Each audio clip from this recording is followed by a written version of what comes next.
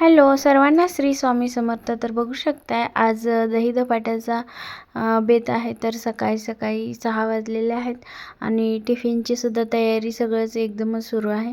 तर इथे मी ज्वारीचं पीठ, डाळीचं पीठ, हरभऱ्याच्या आणि गव्हाचं पीठ घेतलेलं आहे आणि त्याच्यानंतर कद्दू जो लांबका भोपळा असतो तो खिसून घेतला. त्याच्यानंतर हिरव्या मिरच्या आपल्या झाडाच्या आहेत. हा ओवासुद्धा आपल्या इथल्या अंगणाच्या झाडांचा ओवा काढलेला होता आणि छान असा वाळलेला आहे.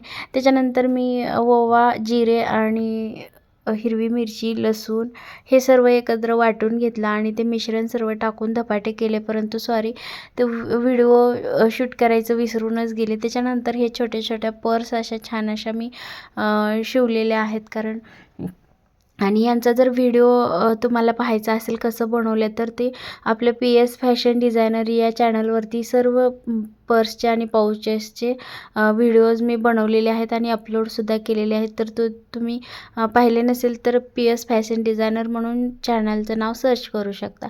तर इथे त्यानंतर मी इथे घेतलेले आहेत सर्व डाळी. तर हे याच्यामध्ये हरभऱ्याची डाळ, हुलगं, मुगाची डाळ, जवस, ओवा हे सगळं मिक्स केलेलं आहे आणि याचं थंडीच्या दिवसात पेज म्हणा हुलग्याचं, किंवा आता मी बेसनसुद्धा बनवते ह्याचा, खूप छान लागतं. तर ते भाजून घेतलं. तर नंतर लगेच वेळ होता म्हणून धने आणि जिरे भाजून घेतले.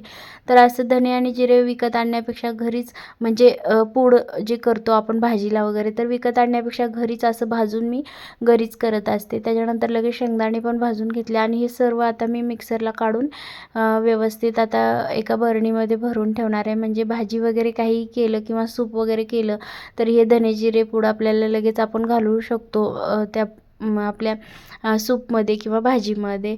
तर आणि असा आपला वेळ पण आपण असा वाचवू शकतो की एकदमच करून ठेवलं की वेळ पण आपला वाचतो. तर मैत्रिणींनो, त्याच्यानंतर मी हे सुद्धा भाजलेलं ते सगळे डाळी मिक्स केलेलं ते सुद्धा बारीक केलेलं आहे. आणि तुम्हाला हा व्हिडिओ कसा वाटला हे कमेंटमध्ये सांगायला नक्कीच विसरू नका. थँक्यू.